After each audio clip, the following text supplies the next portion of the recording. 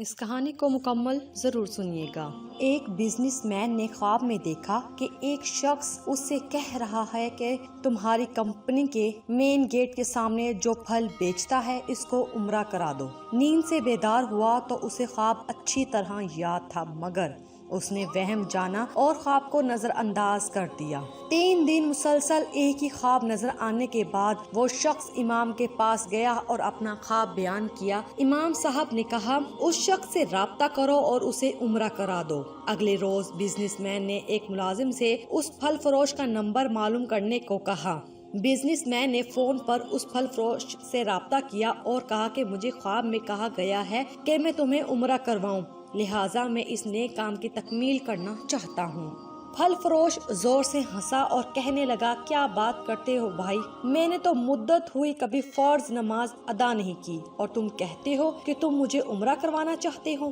Business man اصرار کرنے لگا اور اسے سمجھایا کہ میرے بھائی، میں تمہیں عمرہ کرانا چاہتا ہوں، سارا خرچ میرا ہوگا۔ خاصی بحث کے بعد آدمی اس شرط پر رضامند ہوا کہ ٹھیک ہے، میں تمہارے ساتھ عمرہ کروں گا، مگر میرے تمام اخراجات تمہارے ذمہ ہوں گے۔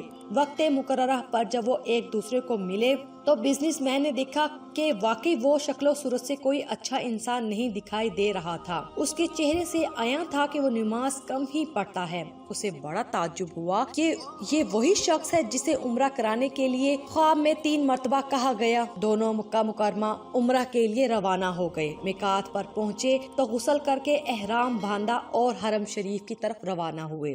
انہوں نے بیت اللہ کا طواف کیا، مقام ابراہیم پر 2 رکعت نماز ادا کی، صفا مروہ کے درمیان سعی کی، اپنے سروں کو منڈوایا اور اس طرح عمرہ مکمل ہو گیا۔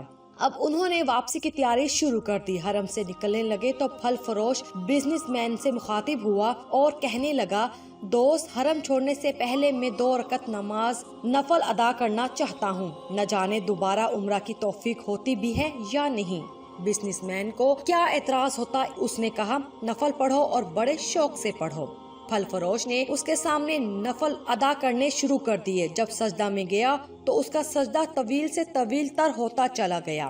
جب کافی دیر گزر گئی تو بزنس مین نے اسے ہلایا۔ جب کوئی حرکت نہیں ہوئی تو اسے معلوم ہوا کہ پھل فروش کی روح حالت سجدہ ہی میں پرواز کر چکی ہے۔ پھل فروش کی موت پر اسے بڑا رشک آیا اور وہ رو پڑا کہ یہ تو حسن خاتمہ ہے، کاش ایسی موت میرے نصیب میں ہوتی۔ اس خوش قسمت انسان کو غسل دیا گیا اور حرم میں ہی اس کی نماز جنازہ ادا کی گئی۔ ہزاروں فرزندان اسلام نے اس کا جنازہ پڑھا۔ وفات کی اطلاع اس کے گھر والوں کو دی جا چکی تھی۔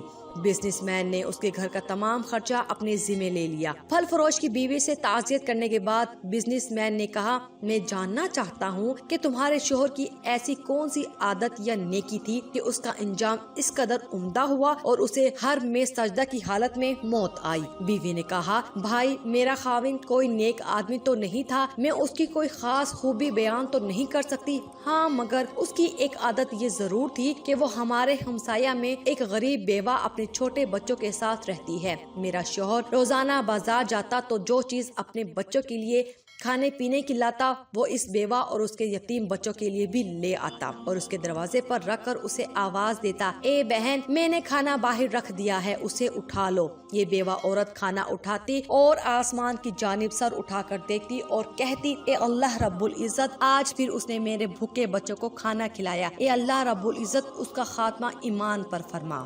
زندگی تو جیسے تیسے بہرحال گزر ہی جانی ہے، لیکن جس قدر ممکن ہو لوگوں کی مدد کیا کریں۔ اللہ تعالی ہمیں ہر طرح کی برائیوں سے اپنی پناہ میں محفوظ کرے اور ہمارا خاتمہ بھی ایمان پر فرمائے، آمین ثم آمین۔